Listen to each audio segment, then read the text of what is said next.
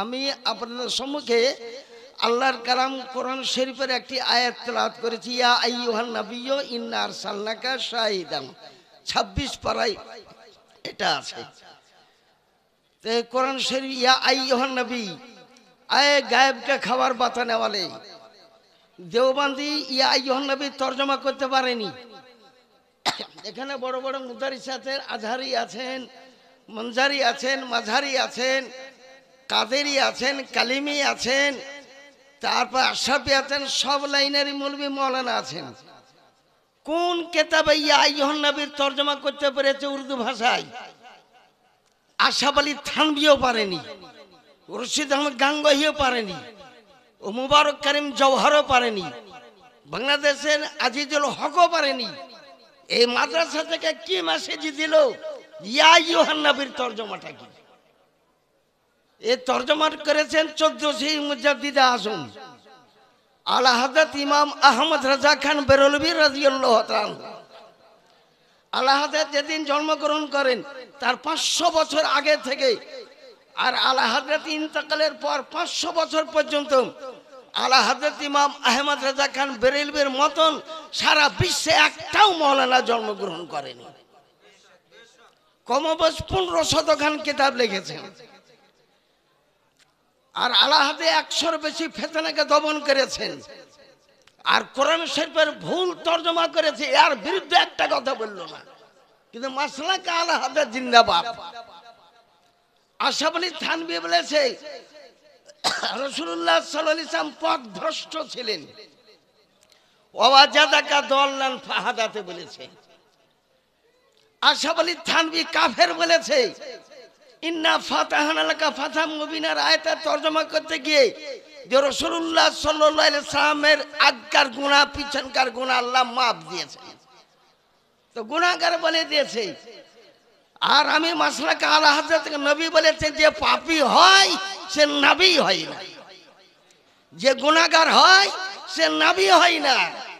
কাফেরের ঘরে নবী জন্মগ্রহণই করেন না, তার মাও কাফের হয় না, তার বাপও কাফের হয় না। বলে ইব্রাহিম খলিলুল্লাহ তার পিতাজি আজর ছিলেন, সে মূর্তি পূজা করত, এটাও ভুল কথা, এটাও সঠিকভাবে জানতে পারেননি। ইব্রাহিম নবীর পিতা আজর নয়, আজর ছিল কাফের। উনার পিতার নাম আসলে তারেক, সে ছিল তাওহীদবাদী মুসলমান, সে কোনদিন নমরুদকে সেজদা করেনি। তো কোন নবীর বাপও কাফের হয় না, কোন নবীর মাও কাফের হয় না। মাথায় তো আমি পাগড়ি বেঁধে দিব, কেরাতের পাগড়ি, আলেমের ফজিলতের পাগড়ি, কিন্তু যদি মাসলাকে আলা হাতে চলতে পারে তো ও জান্নাতে যাবে, আর যদি চলতে না পারে ওই রকম উম্মতকে কাল কিয়ামতে প্রান্ত হটিয়ে দিবে। এটাও আপনি জেনে নিলেন। উম্মতি বলে কি পাপ হয় না? উম্মতিরও পাপ হয়। উম্মতি তো দুই প্রকার, একটা উম্মতি কাফের আছে। উম্মতি হলো দুই প্রকার, একটা উম্মতি ইজাবাত আর একটা উম্মতের দাওয়াত। কাফেরেরা উম্মতের দাওয়াত, আমরা সুন্নি, আমরা উম্মতে ইজাবাত। জান্নাতটা হচ্ছে উম্মতে ইজাবাতের জন্য। জান্নাত কার? জান্নাত হচ্ছে রাসূলুল্লাহ সাল্লাল্লাহু আলাইহি ওয়াসাল্লামের। নবীর দুশমনকে কোনদিন জান্নাতে দিবে না, নবীর বাগীকে কেউ জান্নাতে দিবে না। নবী গায়েবের খবর জানেন। রাসূলুল্লাহ যে গায়েব কদ্দুর মা কান মা এখন, যেদিন দুনিয়া সৃষ্টি হয়েছে আর যেদিন দুনিয়া পর্যন্ত এবং জান্নাত শেষ পর্যন্ত রাসূলুল্লাহ সমস্ত গায়েবের খবর জানেন। তো একটা মিসাল দিব, মিসালটা দিচ্ছি। এখানে কিতাব আছে, দেখে নেবেন, আর দাওলাতুল মাক্কিয়া কিতাব থেকে। কিতাবের লেখক 14 মুজাদ্দিদ আজম ইমাম আহমদ রাজা খান বেরলভী রাদিয়াল্লাহু তাআলা। একদা রাসূলুল্লাহ সাল্লাল্লাহু আলাইহি ওয়াসাল্লাম বাড়িতে আছেন, হঠাৎ একটা মেয়ে ছেলে আসলো হুজুরের আগিনাতে, বুঝলেন। তো রাসূলুল্লাহ সাল্লাল্লাহু আলাইহি ওয়াসাল্লাম সঙ্গে সঙ্গে চিনে নিলেন, কোনোদিন দেখেননি। ওই মেয়েটার সঙ্গে কোনোদিন মোলাকাত হয়নি, রাসূলুল্লাহকে চিনে নিলেন। আর নবী আলাইহিস সালাম বলেন, আই উম্মে ফাদল, এ ফজলের মা বিয়া হওয়া হলো মাত্র 2 মাস। এই মেয়েটা হচ্ছে আব্বাস রাদিয়াল্লাহু তাআলা আনহুর বিবি, হযরত আব্বাস রাদিয়াল্লাহু তাআলা আনহুর বিবি। আর বলতেছেন এ ফজলের মা কেমন করে হলো?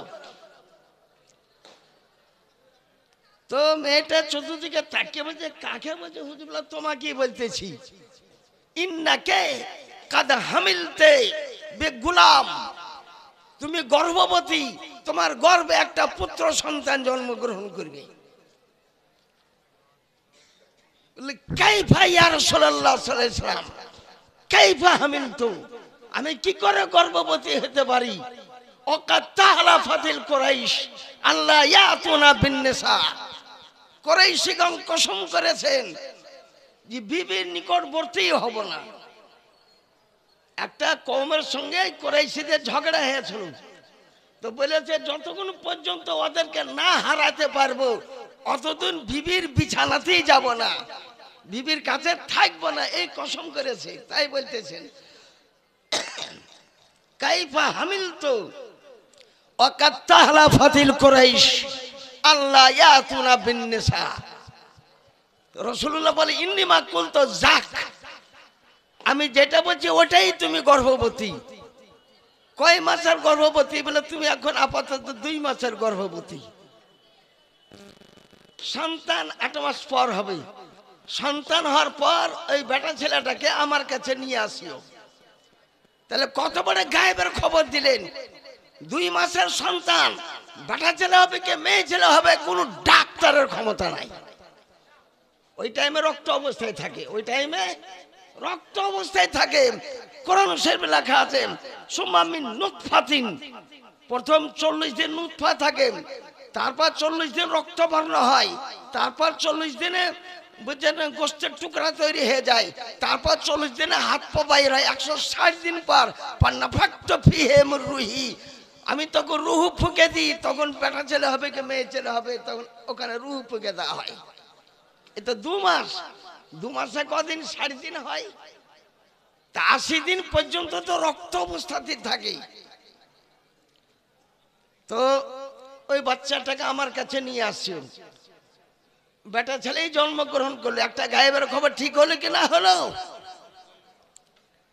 আর যারা ওয়াহাবি নাজদি ভূতবন্দি, এই কারণে সুলতানপুর মাদ্রাসা, সুলতানপুর মাদ্রাসা কি হবে? এটা ওয়াহাবিয়াতের বুঝেছেন হেফাজতকারী একটা মাদ্রাসা। মাদ্রাসার উদ্দেশ্য কি? মাদ্রাসার উদ্দেশ্য ইসলামকে রক্ষা করা। যেমন বেরেলি মাযহাব মনহাজ ইসলাম সারা পৃথিবীকে বুঝেছেন হ্যান্ডেল করতেছেন। কত রকমের ফিতনা, লাখো রকমের ফিতনা উঠেছিল। এক ইমাম আহমদ রেজা খান বেরলভী একাধিক 22 ঘন্টা তিনি কলম চালিয়েছেন। 2 ঘন্টার মধ্যে শুয়া, খাওয়া, পানি পান করা, পেশাব পায়খানা, 22 ঘন্টা কলম চালিয়ে 15 শতক খান কিতাব লিখেছে আলা হযরত ইমাম আহমদ রেজা খান বেরলভী রাদিয়াল্লাহু তাআলা। তার মোকাবেলাতে আশরাফ আলী থানভীও পারেনি, রশিদ আহমদ গাঙ্গুহি পারেনি, কাসেম আলী নানাতবি পারেনি, খলিল আহমদ পারেনি, মির্জা গোলাম মোহাম্মদ কাদিয়ানি পারেনি, কেউ পারেনি ইমাম আহমদ রাজার সঙ্গে মোকাবেলা করার জন্য। তো বাচ্চাটাকে নিয়ে আসলো, 10 মাসের সন্তান হলো। রাসূলুল্লাহ দাও বাচ্চাটা দাও। বাচ্চাটা নিলেন, একবার বুকে লাগিয়ে নিলেন। আব্বাস রাদিয়াল্লাহু আনহু বলেন আমি নিজের হাতে বাড়িতে বাচ্চাটার নাড়ি কেটে দিয়েছিলাম। কারণ এখন যদি চামান্নিকে ডাকতে যায়, অমুককে ডাকতে যায় তো অনেক দেরি হবে। হুজুর বলেছেন সন্তান হপরা বাচ্চাটা নিয়ে আসুন, নিজের হাতে কেটে দিয়েছিলেন। রাসূলুল্লাহ সাল্লাল্লাহু আলাইহি ওয়াসাল্লাম কোলে নিলেন। তারপর ওই মেয়েটাকে বলতেছে উম্মে ফাজল নাম রেখে দিলেন হুজুর আলাইহিস সালাম। উম্মে ফাজল ইজাহাবি, বাচ্চাটাকে নিয়ে যাও। ইজাহাবি বিআবিল খোলাফা, নিয়ে যাও বাদশাহগণের পিতাকে নিয়ে যাও। আর একটা গায়েবের খবর দিচ্ছেন হুজুর, বাদশাহগণের পিতা আমার এই বাচ্চা থেকে বাদশাহ হবে। কতদিন রাজত্ব করবে? বলে 200 বছর রাজত্ব করবে। আর এর বংশে কোন কোন বাদশাহ জন্মগ্রহণ করবে তারও নাম বলে দিতে পারি। আচ্ছা হুজুর দুই একটা বাচ্চার নাম বলেন। ফাইন্না মিনহুম সাফফা ফাইন্না মিনহুমুল মেহেদি। বলুন বাচ্চা সাফফার কবে জন্ম? রাসূলুর ইন্তেকাল করার পর সাফফার জন্ম হয়েছিল। ফাইন্না মিনহুম সাফফা, এই বাচ্চা থেকে সাফফা বাচ্চা জন্মগ্রহণ করবে, এই বাচ্চা থেকে ইমামে মেহেদি জন্মগ্রহণ করবে। ইমামে মেহেদি তো এখন আসেননি। তাই যে ইলমে গায়েবটা নবীর জরুরিয়াতের দিন, কোনটা কোনটা জরুরিয়াতের দিন ফতোয়া তাজুস শরিয়াতে লেখা আছে। কোনটা কোনটা জরুরিয়াতের দিন যদি নবীর ইলমে গায়েবকে না মানে মুসলমান থেকে বাদ ফতোয়া তাজুস শরিয়া থেকে আমি প্রমাণ করে দিতে পারি। নবীগণের জন্য ইলমে গায়েব একদম জরুরি। নবীর মানি হয়েছে যে গায়েবের খবর দাতা, যে গায়েবের খবর দিতে পারে তিনি হচ্ছেন নবী। তো নবীর তর্জমা করতে আজ পর্যন্ত ওয়াহাবি নাজরি গায়ের মুকাল্লিদ তুমিও পারোনি নবীর তর্জমাটা কি। ইমাম আহমদ রাজা বলতেছেন নবীর তর্জমা হয়েছে আখবারুল মুগীবাত, যে গায়েবের খবর দিতে পারেন তিনি হচ্ছেন নবী। বেরাদারান ইসলাম, একটা হাদিস শরীফ শুনলেন আপনি, আমাকে ফারিক করতে হবে যে অনেকক্ষণ ধরে বোঝেন কটা ছেলে 35 না 34টা ছেলে ফারেক। সুবহানাল্লাহ সুবহানাল্লাহ।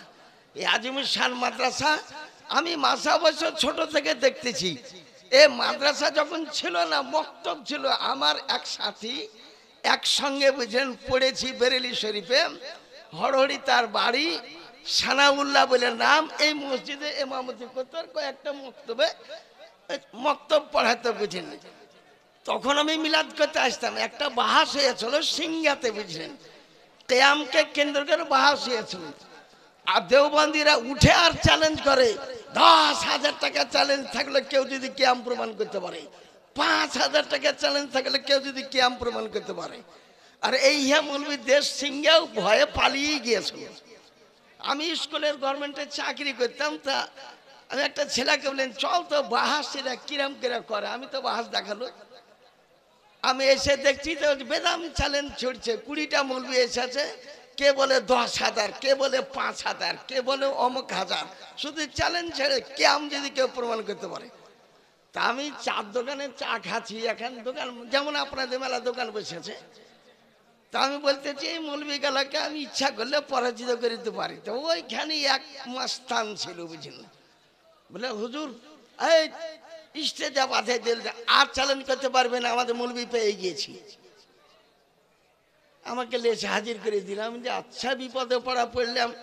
বলে আজ আর বাহাস হবে না, কালকে বাহাস হবে। সে বাহাসে সুলতান পড়েছিল, মালি পড়েছিল, ওই বুঝেছেন ভান্ডারা লোক ছিল, হাজার হাজার ব্যক্তি ছিল। ওর 20টা মৌলবী আমার সঙ্গে বাহাস করে পরাজিত হয়ে গেল। সেদিন এই সুলতানপুরের লোক চিনতে পেরেছিল, ভান্ডার লোক চিনতে পেরেছিল। তখন আমি মিলাদ করতে আসতাম 10 টাকা করে আমাকে দিতে বুঝিনি। তখনই আমার সাথী সানাউল্লাহ, মৌলানা সানাউল্লাহ এই মসজিদে থাকতেন। তখনও মাদ্রাসা হয়নি, এখানে মাদ্রাসার ভিত্তি স্থাপন হয়নি।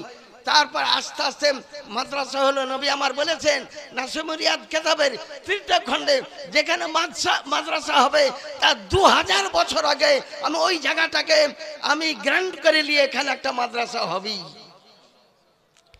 তাই মাদ্রাসাকে ঈদগাহ বানানো চলবে না, মাদ্রাসাকে মসজিদ বানানো চলবে না। কোন কিতাবে লেখা আছে? ফতোয়া তাজুস শরিয়াত আছে, ফতোয়া ফায়জুর রাসূল কিতাবের মধ্যে লেখা আছে মাদ্রাসায় 1 ইঞ্চি জমি ঈদগাহ আলা দখল করতে পারবে না, মাদ্রাসায় 1 ইঞ্চি জমি মসজিদ আলা দখল করতে পারবে না। ছাত্রদের নামাজ পড়ার জন্য অস্থায়ীভাবে নামাজ পড়ার জায়গাটা ওটা তৈরি করতে পারে বুঝলেন। তা আপনি বুঝতে পারলেন। আর একটা কেবল হাদিস শরীফ আপনাদের সম্মুখে শোনাবো। আমি যে সমস্ত হাদিস শরীফ গেলা শোনাবো, আমি হাদিস শরীফ থেকে শোনাই। ওয়া কথা বলার আমার অভ্যেসই নাই বুঝলেন। ইডা ওটা কথা আমি বলতেই চাই না। রাসূলুল্লাহ সাল্লাল্লাহু আলাইহি ওয়াসাল্লাম ইলমে গায়েব জানেন, নবী হাজির ও নাজির। ওকে বলে খালিদ ইবনে ওলীদ, মিশকাত শরীফ 2য় খণ্ড বাবু সঈদ আর জওয়াহিরের মধ্যে এই হাদিস শরীফ আছে। খালিদ ইবনে ওলীদ বলেন মুলকে মুতা প্রান্তর যুদ্ধ সমাপ্ত করে আমরা চলে আসতেছিলাম। অন বলে এক মরুভূমিতে, অন বলে এক সাহারা মরুভূমিতে আমরা ফেসে গেলাম। আমাদের উটের কুজের পানি সমাপ্ত হয়ে গেল, আমাদের কলসির পানি, আমাদের মশকের পানি সমাপ্ত হয়ে গেল। পানি বাগের উট আর চলতে পারতেছিল না, আমাদের খোরাকে সমাপ্ত হয়ে গেল, সব কিছু সমাপ্ত হয়ে গেল। তখন আবার কত দূর? তখন আমরা কম বেশি মদিনা শরীফ থেকে 600 কিলোমিটার দূর। এই 600 কিলোমিটার কি করে ওয়াবাইয়াত? দেখো মিশকাত শরীফ হাদিস, খালিদ বিন ওলীদ আসর নামাজ পড়ার পর তিনি দোয়া করতেছেন, ইয়া রাসূলুল্লাহ, ইয়া নবী আল্লাহ, আপনি আমাদেরকে সাহায্য করুন। আগে শুনি ওয়ামদিদনি ইয়া রাসূলুল্লাহ সাল্লাল্লাহু আলাইহি সাল্লাম। এদিকে রাসূল আসর নামাজ পড়লেন, সাহাবীকে বলতেছেন একটু ইন্তজার করো, আমি একটা জায়গা থেকে আসতেছি।